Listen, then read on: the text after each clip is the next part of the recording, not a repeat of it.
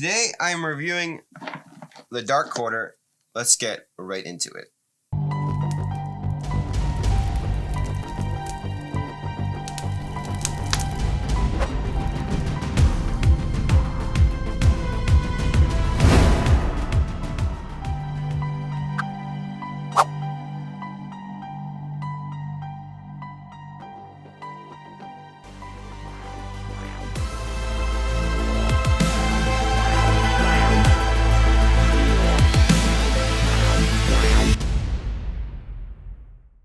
So the Dark Quarter is an app narrative cooperative board game. Well, how is it cooperative?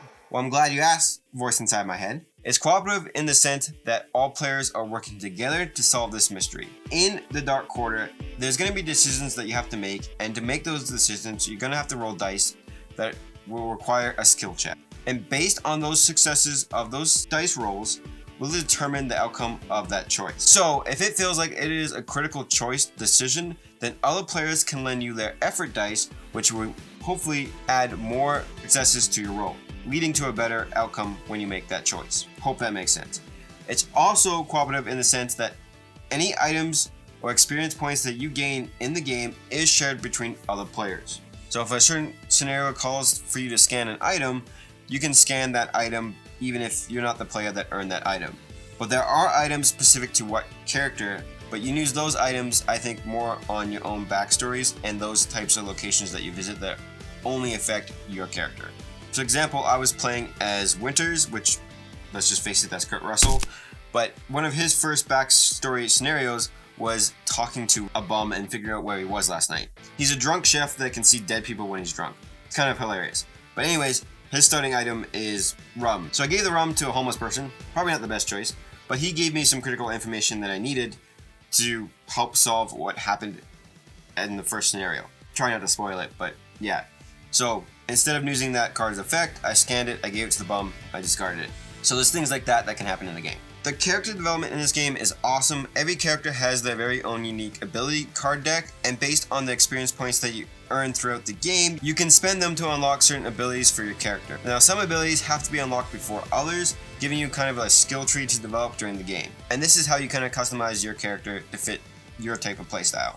But back to the experience points, if you're not gaining a lot of experience points, and all the other players are, because you share them, they can say like, hey, why don't you spend some to unlock some of these abilities? You could also spend experience points to re-roll dice if you feel like you need more successes in your roll based on that decision that you're making at the time. However, I personally never did that. I always just kept my experience points to unlock abilities. I just felt like that was more important than re-rolling dice. Another thing I quickly want to mention is there's no really win or loss when it comes to those skill checks.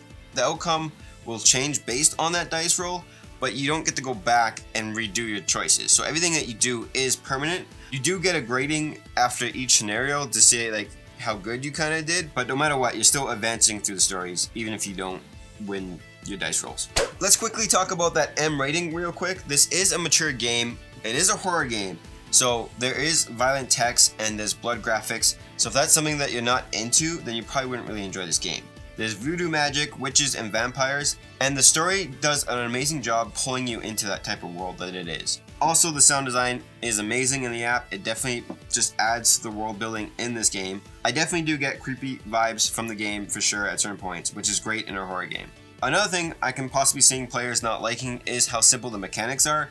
All players are really doing are rolling dice and scanning cards. There's a bit of deduction in it where you have to talk among the other players to discuss what player should go to what locations, what cards should be scanned at what time.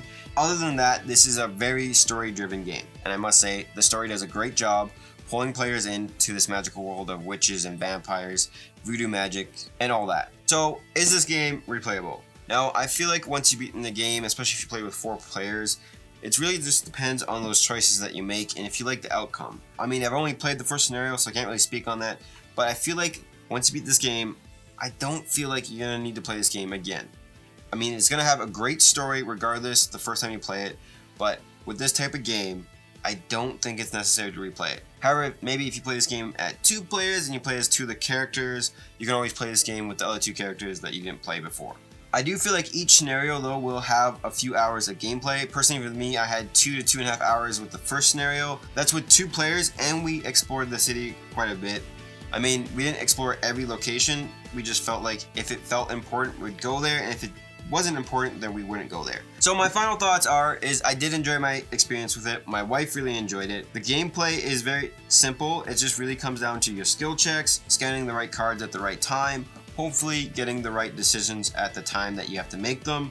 I want to see how the story ends, so I'm interested in backing this one. Depending on the price, there is miniatures, so I know that will drive up the price a little bit.